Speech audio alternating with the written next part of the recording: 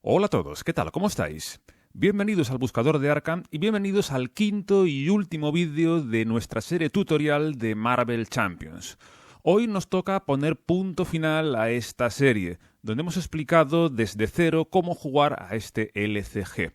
En los 4 vídeos anteriores hemos expuesto todas las bases del juego y ya deberíais tener una idea general de cómo funciona. Sin embargo, todavía nos quedan algunos temas que tratar, que son aspectos que, por un lado, no guardan relación directa con los que ya se han hablado, y por otro, también son cosas que me dejé deliberadamente en la recámara para no abrumar al espectador con demasiada información de golpe.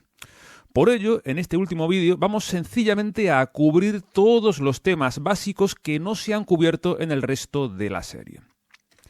Como podéis ver en el índice, aún tenemos bastantes temas que tratar. Asimismo, en verdad no existe una relación notable entre ellos. He intentado ordenarlos del modo más coherente que he podido, priorizando lo más básico y dejando lo secundario para el final. Pero va a ser inevitable que hoy vayamos un poco saltando, dando tumbos entre diferentes conceptos que no guardan necesariamente relación entre ellos, aunque sí he intentado que la guarden hasta cierto punto, ¿no? Por ello vamos a ir con toda la calma posible tratando todos estos puntos uno por uno. Arrancamos pues con el apartado que he denominado reglas fundamentales, que son 2 reglas básicas que son prioritarias con respecto a todas las demás reglas del juego y que por ello es fundamental conocer. Aquí tenéis pues enunciadas las 2 reglas fundamentales de Marvel Champions, que como digo tienen prioridad sobre todas las demás reglas del juego.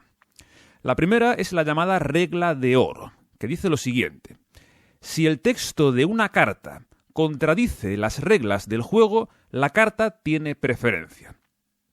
Es una regla que ya data de los primeros juegos de cartas coleccionables, si no me equivoco ya desde Magic del 93, pero es igual de básica en todos los juegos de este tipo. Si veis que el texto de una carta entra en contradicción con el reglamento, siempre haced caso a la carta, lo cual también es algo que ayuda a jugar, ya que hace que no dependáis tanto del reglamento. Y la segunda regla es la llamada regla fatídica, que dice lo siguiente: si los jugadores no saben cómo resolver una situación a nivel de reglas, deben resolverla del modo que consideren más desfavorable. En este caso, si no me equivoco, esta regla proviene de Arkham Horror LCG, o puede que el Señor de los Anillos, no recuerdo ahora mismo, pero sí estoy seguro de que es una regla que está puesta por un buen motivo. Y es que los jugadores no pierdan el tiempo escudriñando el reglamento si tienen una duda importante. Para que el juego sea fluido y no tener que parar continuamente para aclarar detalles de reglas, ante la más mínima duda sobre cómo resolver algo, debe resolverse del peor modo posible para los jugadores. Luego ya, más adelante, podréis ya revisar con calma el reglamento o acudir aquí o a internet a aclarar la regla pertinente. Pero durante el juego lo fundamental es que la partida sea fluida, no perdáis el tiempo con detalles. Completad la partida y luego ya, cuando acabéis, quien quiera, pueda, con calma, pues revisar las dudas de reglas que hayáis tenido. Pasamos al segundo apartado del vídeo, que es un tema que tengo pendiente de explicar desde hace un par de capítulos ya. Son las cartas de estado. Recordad que el juego viene con una serie de minicartas que generalmente tendremos junto a las fichas. Estas minicartas se llaman cartas de estado y se usan para representar estados especiales que pueden asignarse a los diferentes personajes. Todos los personajes son susceptibles de recibir estados, tanto los héroes y aliados como los villanos y esbirros. Existen 3 tipos de estado diferentes, a saber, aturdido, confundido y duro o endurecido, y cada uno funciona de un modo diferente. En primer lugar tenemos aturdido, que implica lo siguiente: si un personaje se encuentra aturdido, lo cual representamos colocando una minicarta de aturdido sobre dicho personaje físicamente, esto implica que la próxima vez que dicho personaje fuese a atacar, en vez de eso, se descarta la carta de aturdido. Es decir, a un personaje aturdido se le cancela el siguiente ataque que fuese a hacer. Debéis saber que en este caso el ataque no llega siquiera a iniciarse, ya que el estado aturdido reemplaza al ataque. Esto es una duda bastante común en jugadores novatos, en particular debido a que el superhéroe Spider-Man, el primero que se suele jugar, tiene una capacidad que interactúa con el ataque del villano. Es una interrupción que nos permite robar carta siempre que el villano fuese a iniciar un ataque contra nosotros. Ahora bien, si el villano está aturdido, el ataque no llega siquiera a iniciarse, de modo que la interrupción de Spider-Man no puede resolverse. En caso de duda, tened en cuenta que los estados, los efectos de las minicartas, por regla tienen prioridad sobre el resto de capacidades, con la excepción de las constantes, las estáticas. En segundo lugar, tendremos el estado de confundido, que ya adelanté en el vídeo anterior. Es muy similar a aturdido, solo que en este caso evita que el personaje confundido ejecute el plan o intervenga. De nuevo, la intervención o ejecución del plan no llega siquiera a iniciarse. En vez de iniciarse, se quitaría la carta de confundido. Y por último, tenemos el estado de duro o endurecido, que implica lo siguiente. Cuando el personaje con el estado de duro fuese a recibir cualquier cantidad de daño, en vez de eso se descarta la minicarta de estado duro. Es decir, un personaje endurecido anula la siguiente fuente de daño que fuese a recibir, independientemente de la cantidad de daño que se le asigne. La neutraliza toda en su integridad. Ya para terminar, hay un aspecto más que debéis saber, en particular en el caso de los héroes y aliados que estén aturdidos / confundidos. Y es que si un personaje aturdido intenta atacar, debe igualmente pagar todos los costes de la capacidad de ataque. Y luego esta no llega a resolverse, descartando la minicarta en su lugar. Por ejemplo, si vuestro héroe está aturdido e intentáis activar el atributo de ataque del héroe, debéis igualmente de agotar a vuestro héroe, aunque el ataque no hará ningún efecto aparte de descartar el estado de aturdido. También es posible que ciertos eventos tengan capacidades de ataque. Si habéis estado atentos en vídeos previos, puede que recordéis que mostré algunos eventos de acción que incluyen entre paréntesis la palabra ataque.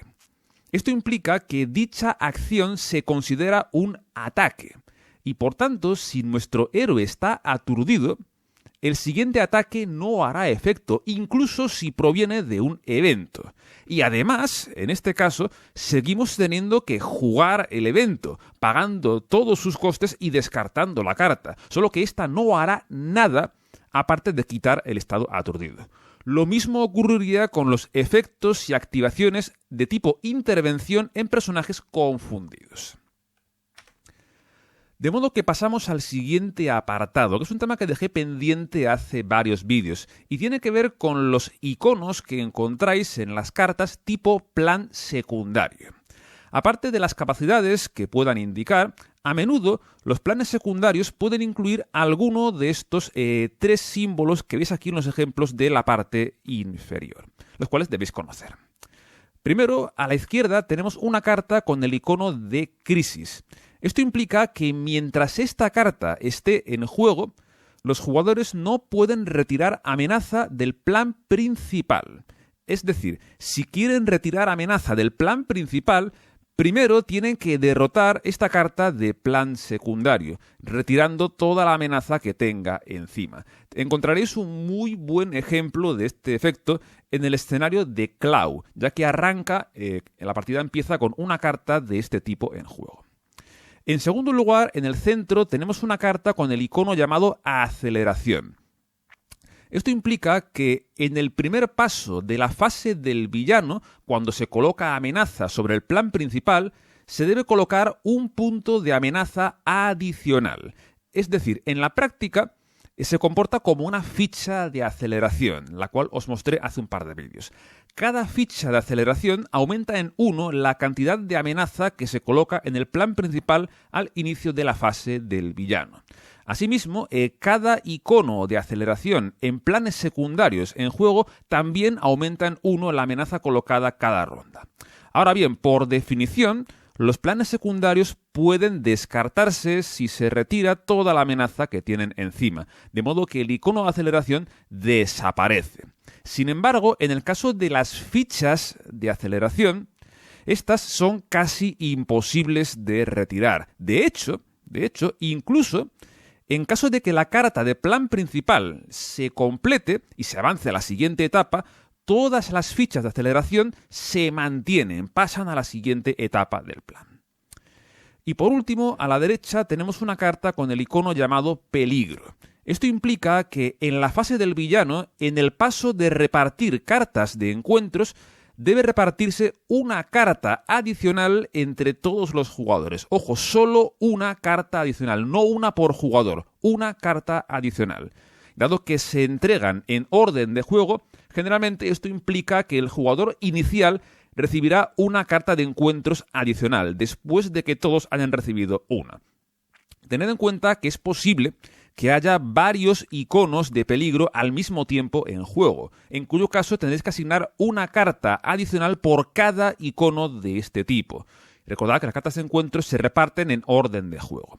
En resumen, en el paso de repartir cartas de encuentros, en orden de juego se entrega una carta de encuentros boca abajo a cada jugador y luego se sigue repartiendo una carta más por cada icono de peligro que esté en juego. El siguiente aspecto a explicar es el concepto de las cartas únicas. De hecho, es algo que os puede haber llamado la atención si habéis observado bien las cartas que he puesto de ejemplo durante la serie. Y es que algunas de estas, en particular cuando son cartas que representan a personajes específicos, pues tendrán este símbolo, esta estrellita a la izquierda de su nombre. Eso implica que dicha carta es única, y hay varias reglas que conciernen específicamente a dichas cartas. La más importante es que no puede haber dos cartas únicas con el mismo nombre al mismo tiempo en juego. Por ejemplo, si ya hay una carta en mesa llamada Pájaro Burlón, que es única, pues ningún jugador puede jugar otra carta que se llame igual que esta, ya que solo puede haber una en juego. Asimismo, por regla, cada jugador solo puede incluir una sola copia de una carta única en sus mazos. Esta regla es en principio universal y hay que seguirla en todo momento. Sin embargo, existe una rara excepción en esta regla, y es que es posible que un personaje pueda ser encarnado por alter ego diferentes. Fijaos un momento en la carta de Pájaro Burlón, arriba a la derecha, en particular en que tiene un subtítulo, que es el nombre real del alter ego del superhéroe, en este caso Bobby Morse. En el universo Marvel cabe la posibilidad de que haya otra persona que también encarne al superhéroe Pájaro Burlón, pero que tenga un alter ego diferente. Y esto también puede ocurrir en el juego de cartas. Si se da el caso, el raro caso, de que hay dos cartas únicas en juego al mismo tiempo, con el mismo nombre, pero cada una tiene un alter ego diferente, un subtítulo diferente, entonces sí se les permite coexistir al mismo tiempo en juego. Yo adelanto que es algo bastante raro, sobre todo en los inicios del juego. Tardaréis en encontraros con esta situación. Más cosas. Hay un aspecto que aún no he comentado sobre los recursos. Ya sabéis lo que son y cómo se generan. En principio solo existen cuando el juego nos pide pagar un coste, debiendo generarlos inmediatamente. En caso de que sobren, los que sobran se pierden. Sabéis que hay un tipo de capacidad llamada tipo recurso que puede activarse en el instante en el que queremos generar recursos. Solo se pueden activar ahí. Y también sabéis que hay ciertas cartas, capacidades, en particular en accesorios, que nos piden gastar recursos específicos para activarlas.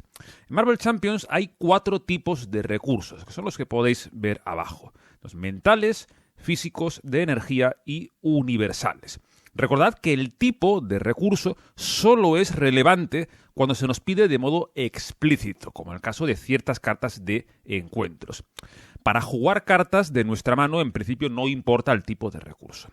Finalmente, debéis saber que los recursos universales son un poco especiales. Y es que pueden utilizarse como si fuesen de cualquiera de los otros tres tipos. Por ejemplo, si quisiéramos activar esta capacidad de esta carta, pues en caso de que generemos recursos universales, valdrían como recursos físicos. Pero tened en cuenta que son un tipo de recurso diferente. Solo se puede usar como si fuesen los otros, aunque realmente es un cuarto tipo de recurso diferente. Ahora quiero comentar un aspecto que, si bien creo que será raro que os encontréis en las primeras partidas, sobre todo cuando juguéis contra Rhino, en cuanto paséis a Clau, pues os lo empezaréis a encontrar. ¿Qué ocurre si un mazo de cartas se agota? Es decir, se queda sin cartas, vacío. El reglamento dice que cuando esto ocurre, estamos obligados a barajar la pila de descartes de dicho mazo y conformar un nuevo mazo con esta. Esto debe hacerse inmediatamente cuando el mazo se agota. Además, en función de qué tipo de mazo se ha agotado, pues siempre habrá que hacer una cosa más. Por un lado, si el mazo agotado es el de un jugador, antes de barajar los descartes, dicho jugador debe coger la primera carta del mazo de encuentros y asignársela boca abajo, colocarla boca abajo en su zona de juego. Dicha carta se resolverá durante la fase del villano, en el paso en el que se voltean y resuelven cartas de encuentros. Y ojo, porque esto no nos exime de que nos asignen más cartas de encuentros en el paso de reparto de cartas de encuentros de la fase del villano. Ni tampoco de recibir cartas adicionales si hay iconos de peligro, planes secundarios en juego. De este modo, fijaos que deberemos resolver mínimo 2 cartas de encuentros en la siguiente fase del villano. Y luego está el caso de que el mazo que se agote sea el de encuentros. En ese caso, primero hemos de colocar una ficha de aceleración en el plan principal. Y luego barajaremos los descartes de encuentros para formar un nuevo mazo de encuentros. Únicamente hay que aclarar qué ocurre si un jugador se encuentra robando cartas y su mazo se agota antes de haber robado el número de cartas que tenía que robar. En ese caso, pues nos asignamos una carta de encuentros y barajamos los descartes, tras lo cual podemos seguir robando cartas hasta completar el número de cartas que debíamos robar. A continuación voy a explicar las diferentes palabras clave que podemos encontrarnos en las diferentes cartas. Estas generalmente se consideran capacidades constantes y, en verdad, siendo estrictos, debería haberlas explicado en el vídeo anterior. Dado que las aplicadas pueden ser engorrosas, complicadas de entender, he optado por reservarme este aspecto para este último vídeo, ya que es algo más liviano y fácil de entender, un mejor modo de terminar la serie. Vamos a ir pues una por una definiendo las diferentes palabras clave que podemos encontrar en cartas, arrancando por oleada. Esta palabra solo aparece en algunas cartas de encuentros e implica que después de robar y resolver por completo la carta de encuentros, hemos de robar la primera carta del mazo de encuentros. Es decir, implica que, aparte de la propia carta, deberemos de robar otra carta de encuentros adicional. Tened en cuenta que la carta original debe resolverse por completo antes de robar cualquier carta de encuentros adicional. Este es el mismo concepto que en los otros 2 LCGs cooperativos, donde esta palabra también aparece de modo habitual. Ataque veloz es una palabra clave que está presente solamente en cartas tipo esbirro. E implica que cuando dicho esbirro se enfrenta a un jugador, es decir, entra a su zona de juego, este ataca inmediatamente al héroe enfrentado, aunque solo si se encuentra bajo la identidad de héroe. Por tanto, cuando un jugador se roba un esbirro con ataque veloz y lo coloca en la zona de juego, debe encajar inmediatamente un ataque de dicho esbirro. Que recordad que no recibe cartas de aumento. El otro día no lo comenté, pero cuando un esbirro ataca a un héroe, lo cual puede ocurrir, como ya comenté, después de la activación del villano, también es posible defender dicho ataque, lo cual sería siguiendo las mismas reglas que en la defensa ante un villano. Puedes defender con un aliado o con un héroe, solo que un esbirro, como comenté, no recibe cartas de aumento. Brutalidad es una palabra presente en cualquier entidad que pueda atacar. Héroes, villanos, aliados y esbirros. Aquellos que sepáis jugar a Magic la entenderéis rápidamente si os digo que es el equivalente de arrollar. Es decir, cuando un aliado o esbirro es atacado y recibe un daño que supera su salud restante, el daño sobrante se asigna al héroe o villano a quien defendía el aliado/esbirro.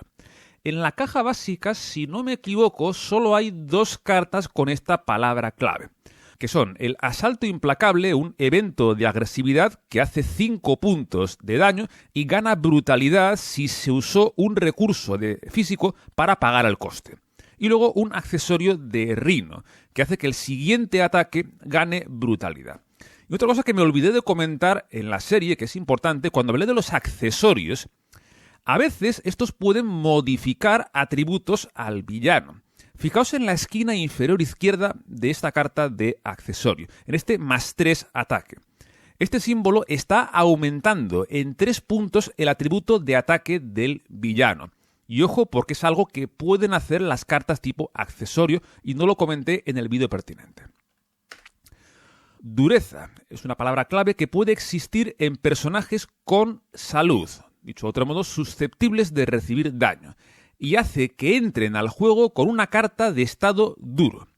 De nuevo, os recuerdo que las palabras clave son capacidades constantes, por lo que su resolución es prioritaria con respecto a cualquier otra capacidad, sea interrupción, obligada o del tipo que sea. Simplemente, si una carta tiene la palabra clave dureza, nada más que entra al juego se le coloca encima una carta de estado duro. Guardia es una palabra clave que solo existe en cartas tipo esbirro e implica que mientras dicho esbirro esté en juego, el jugador al que está enfrentado no puede atacar al villano. Es decir, debe derrotar a dicho esbirro antes de poder siquiera intentar atacar al villano. Tenéis ejemplos en prácticamente la totalidad de los escenarios del juego, incluidos por supuesto los de la caja básica. Peligro es una palabra clave presente en cartas de encuentros. Ya adelanto que es bastante rara y que no la veréis ni en la caja básica ni en la primera ola de expansiones, pero es una regla que está en el reglamento. A mi juicio más bien es un vestigio de Arkham Horror, donde sí que es importante. Pero hay ciertas cartas que pueden llegar a utilizarla.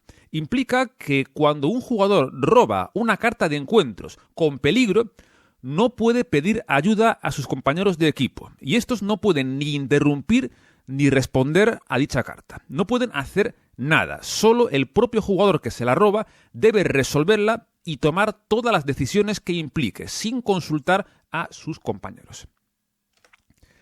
Represalia X, palabra clave presente en todo tipo de personajes, héroes, aliados, esbirros, villanos.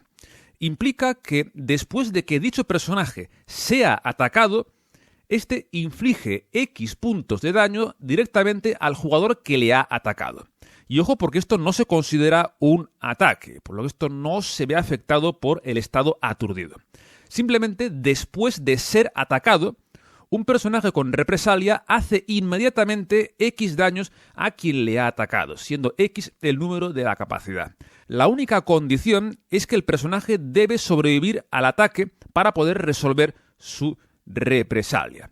En la caja básica tenéis algunos ejemplos. Por ejemplo, el superhéroe Pantera Negra tiene represalia 1. Y también hay alguna carta de encuentros que puede dar represalia al villano o también está presente en algún que otro esbirro.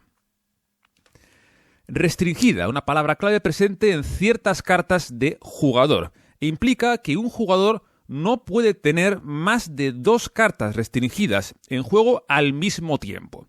De adelanto es algo más bien raro, y más aún cuando la caja básica no tiene ninguna carta con esta palabra clave. Pero sí la encontraréis en algunas cartas de héroes de la primera ola, como por ejemplo el escudo del Capitán América o el martillo de Thor, que ambas son cartas restringidas. Finalmente, y no por ello menos importante, tenemos la palabra clave usos X tipo. Está presente en todo tipo de cartas, aunque generalmente la veréis más bien en cartas de jugador.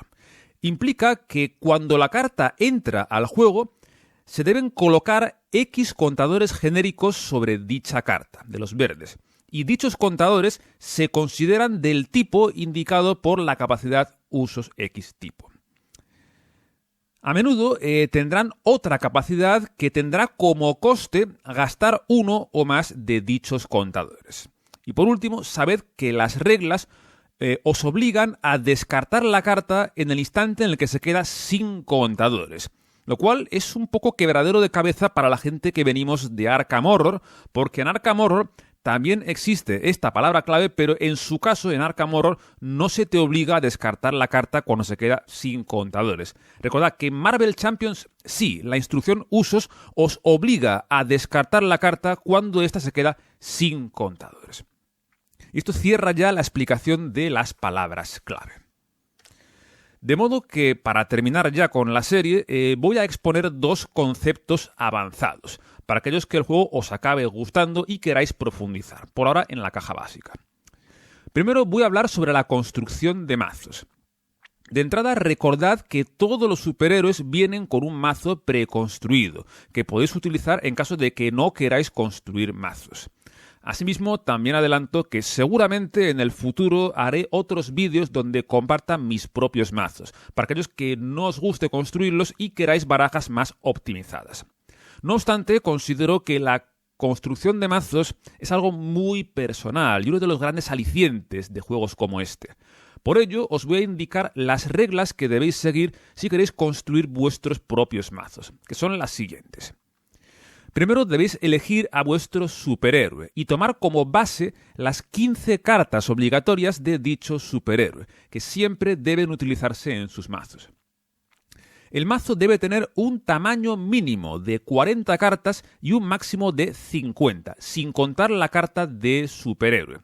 Por lo general es preferible un mazo de 40 cartas a uno de 50, ya que cuantas menos cartas tendréis más probabilidad de robar la carta que necesitéis. Es decir, la varianza es más baja, el comportamiento del mazo es más consistente. Si bien es cierto que el mazo se agotará con más frecuencia con respecto a 50, realmente la amenaza de cartas de encuentros extra al agotarse el mazo no es tan seria como para plantearte irte a mazos de 50 cartas. 40 es lo mejor por regla general. Podéis llevar hasta 3 copias de una misma carta, siempre que ésta no sea única, de la que solo podéis llevar una copia por mazo. Asimismo, algunas cartas pueden indicar de modo explícito el máximo de copias que se pueden llevar de esa carta. Por ejemplo, las cartas de recurso doble que mencioné en el segundo vídeo, energía, genio y fuerza, tienen un texto que nos restringe a una copia por mazo. De hecho, como dije entonces, esas 3 cartas se llevan en casi la totalidad de los mazos, al ser neutrales y ofrecer 2 recursos en una sola carta. Recordad que tenéis que elegir uno de los 4 aspectos del juego: agresividad, justicia, liderazgo o protección, y que solo podréis incluir cartas del aspecto que habéis elegido o neutrales, que no pertenecen a ningún aspecto. En función de la estrategia que le queráis dar al mazo, pues elegiréis un aspecto u otro. Si bien todos los héroes pueden construirse con cualquier aspecto, pronto veréis que cada héroe tiene un estilo de juego diferente, definido por su carta de superhéroe y sus 15 cartas personales, y a menudo habrá uno o puede que 2 aspectos que sean óptimos. Es algo de lo que hablaré en el futuro en este canal. Finalmente, es posible que algunos superhéroes tengan reglas adicionales para construir sus mazos, en cuyo caso deberéis añadirlas a las 4 reglas anteriores. Esto ya adelanto que será raro en los inicios del juego, pero más adelante veréis ciertos personajes cuyos mazos pueden llegar a ser muy especiales. Por ejemplo, en el caso de la versión superhéroe de Spider-Woman, sus mazos deben incluir cartas de 2 aspectos, en vez de 1 como es habitual.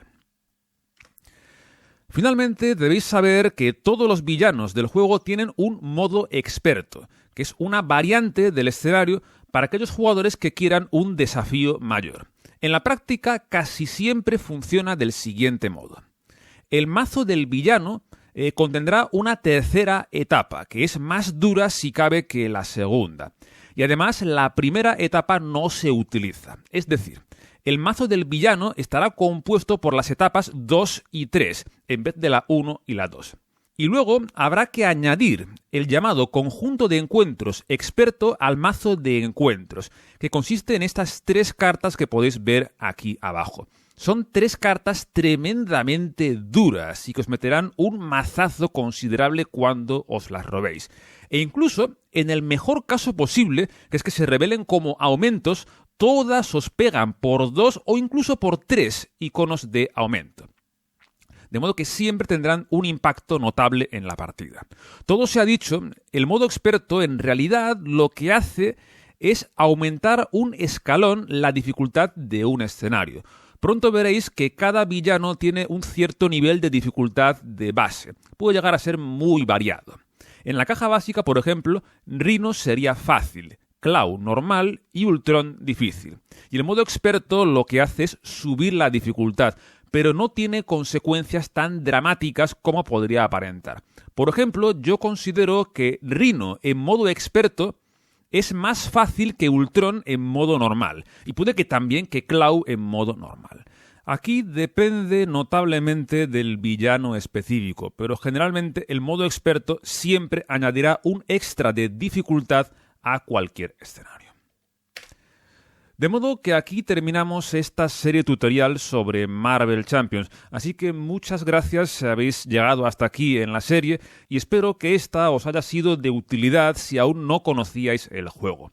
Si bien visualizar estos vídeos no debería nunca reemplazar la lectura del reglamento, sí espero que sean una ayuda que suavice la curva de aprendizaje de un juego tan complejo como es Marvel Champions. Aunque puede aparentar ser un juego casual por la temática de superhéroes, Marvel Champions no es un juego casual de ningún modo. Como veis, tiene muchas reglas, excepciones y requiere conocerlas bien para jugar correctamente.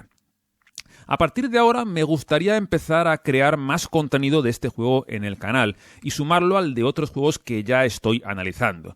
De entrada, si queréis verme jugar a Marvel Champions, tenéis varias partidas grabadas en mi segundo canal, que enlazaré por aquí si lo queréis ver. De hecho, el primer vídeo, la partida contra Rhino en su modo normal, está enfocado como un tutorial simplificado del juego y puede ser un buen complemento a esta serie para reforzar todos los conceptos que he explicado. En caso de que tengáis cualquier duda o inquietud sobre el contenido de esta serie o sobre el juego en sí, planteadla en los comentarios de este vídeo, que estaré encantado de resolverla. Por ahora voy a dejarlo aquí, así que de nuevo, gracias por estar aquí y por haber seguido la serie, un saludo y hasta la próxima. Adiós.